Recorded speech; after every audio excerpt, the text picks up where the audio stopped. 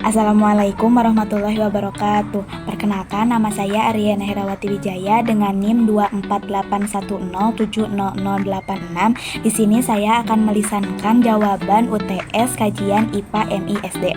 Yang pertama, jawaban A-nya, teori abiogenesis dan biogenesis adalah dua hal teori yang berkaitan dengan asal-usul kehidupan. Perbedaan mendasarnya adalah kehidupan awalnya. Teori abiogenesis menyatakan bahwa kehidupan berawal secara spontan dari bahan tidak hidup seperti bahan organik yang sederhana. Teori abiogenesis menyatakan bahwa kehidupan berawal dari kehidupan yang sudah ada sebelumnya. Jawaban B, eksperimen yang paling terkenal yang dilakukan oleh Louis Pasteur pada abad ke-19 adalah percobaan eksperimen kaldu yang direbus. Pasteur merebus kaldu dalam labu yang memiliki leher panjang dan melengkung. Setelah direbus, kaldu tetap steril karena mikroba tidak dapat masuk ke dalam labu melalui leher yang melengkung. Namun, ketika leher labu dipatahkan, mikroba dapat masuk dan menyebabkan kaldu menjadi keruh dan terkontaminasi. Ya, jawaban C, teori abiogenesis modern dan temuan Pasteur memiliki hubungan yang kompleks. Teori abiogenesis modern berfokus pada proses kimia dan memungkinkan munculnya kehidupan pertama di bumi dari bahan-bahan non-hidup. Sedangkan temuan Pasteur membuktikan bahwa kehidupan tidak dapat muncul secara spontan dalam kondisi normal saat ini di bumi. Dalam konteks ini, teori abiogenesis modern masih relevan dan teknis dan terus dikembangkan melalui penelitian ilmiah. Meskipun Pasteur membuktikan bahwa kehidupan tidak muncul secara spontan dalam kondisi normal saat ini, hal ini tidak menyangkal kemungkinan bahwa kehidupan dapat muncul dalam kondisi yang sangat berbeda-beda pada awal sejarah bumi. Bagian B, kurangnya bukti langsung merupakan tantangan utamanya karena belum ada bukti langsung bahwa kehidupan di bumi berasal dari luar angkasa. Ditambah asal-usul kehidupan di tempat lain, jika kehidupan bumi berasal dari luar angkasa, maka pertanyaan tentang asal-usul kehidupan di tempat lain masih belum terjawab.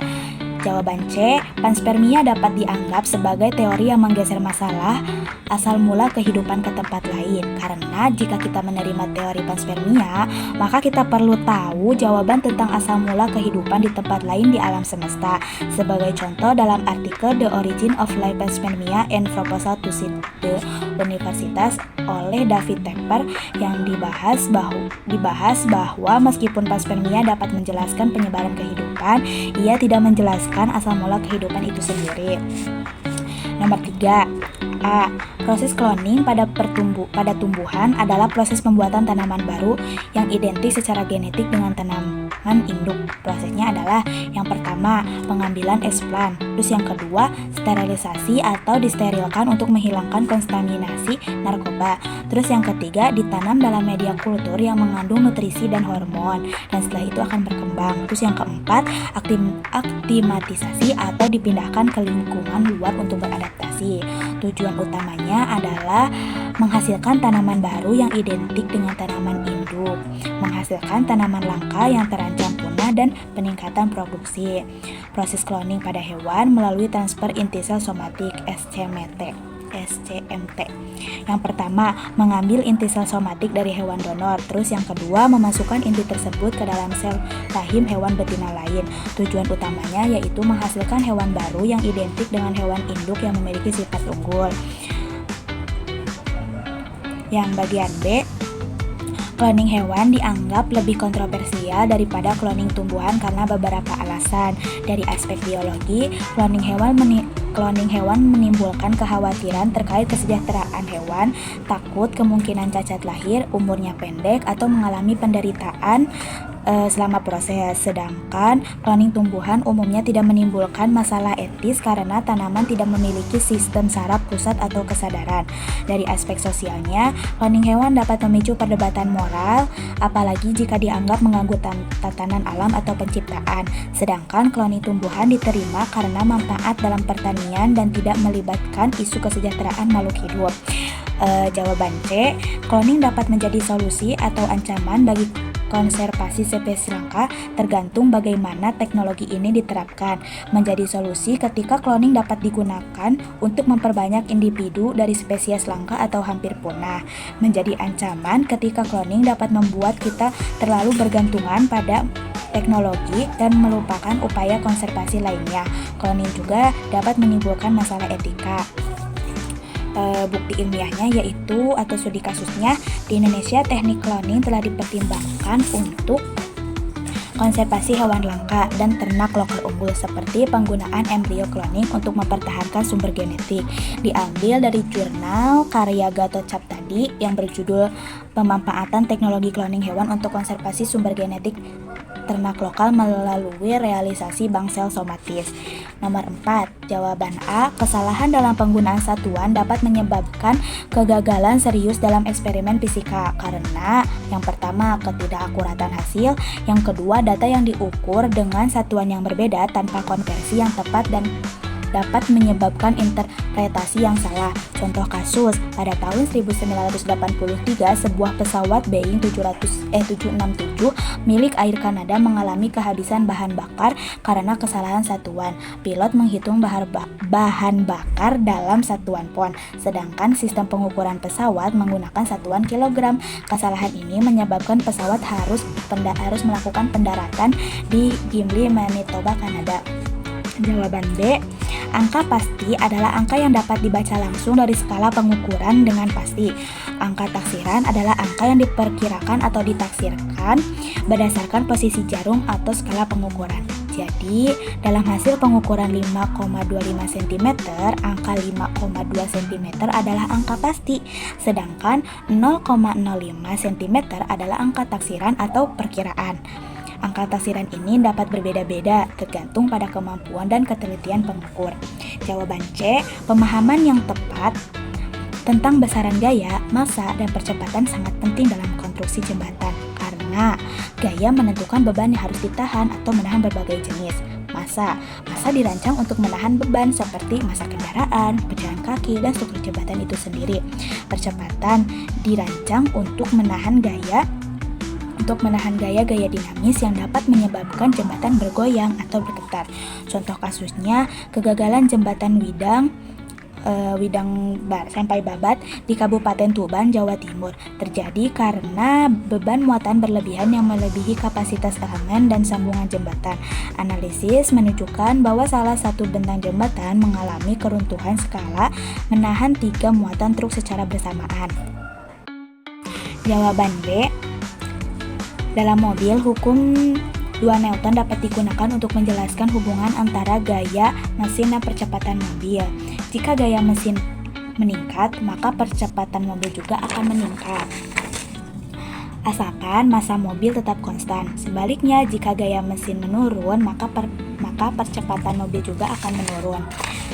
Hukum 2 Newton menyatakan bahwa percepatan suatu objek sebanding dengan gaya yang bekerja pada objek tersebut dan berbanding terbalik dengan massa objek.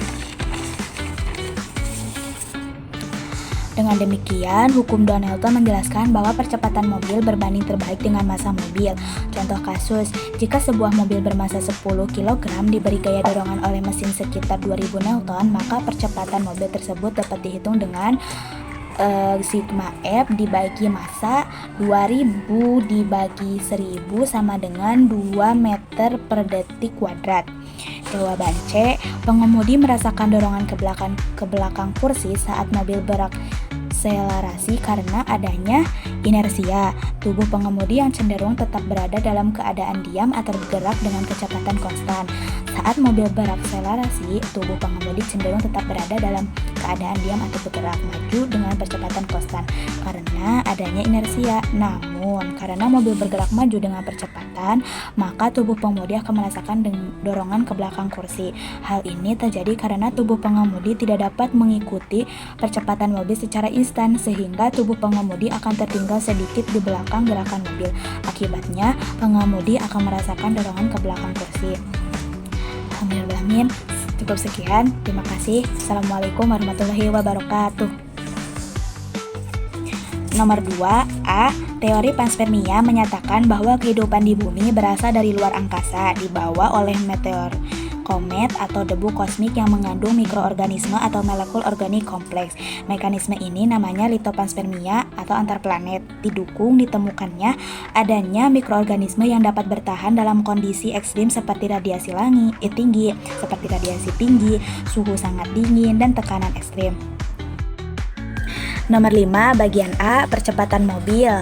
Sama jarak tempuh mobil, percepatan mobil. Kecepatan dikurangi kecepatan awal dibagi waktu. Sama dengan 20 meter per sekon dikurangi 0 meter per sekon dibagi 10 sekon.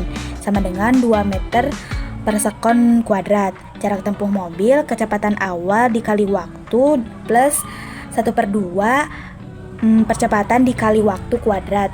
Sama dengan 0,10 ditambah 1/2 dikali 2 dikali 10 kuadrat sama dengan 0/100 sama dengan 100 meter. Bagian B. Dalam mobil, hukum Newton dapat digunakan untuk menjelaskan hubungan antara gaya mesin dan percepatan mobil. Jika gaya mesin F meningkat, maka percepatan mobil juga akan meningkat. Asalkan massa mobil tetap konstan. Sebaliknya, jika gaya mesin menurun, percepatan mobil juga akan menurun.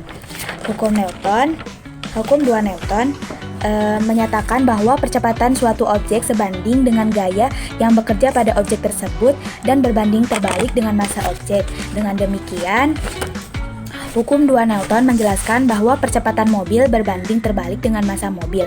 Contoh kasus, jika sebuah mobil bermassa 1000 kg diberi gaya dorongan oleh mesin sebesar 2000 Newton, maka percepatan mobil tersebut dapat dihitung dengan sigma F dibagi massa. 2000 dibagi 1000 sama dengan 2 meter per sekon kuadrat. Dan C, pengemudi merasakan dorongan ke belakang kursi saat mobil berakselerasi karena adanya inersia. Tubuh pengemudi yang cenderung tetap berada dalam keadaan diam atau bergerak dengan kecepatan konstan. Saat mobil berakselerasi, tubuh pengemudi cenderung tetap berada dalam keadaan diam atau bergerak maju dengan percepatan konstan karena adanya inersia. Namun, karena mobil bergerak maju dengan percepatan, maka tubuh pengemudi akan merasakan dorongan ke belakang kursi.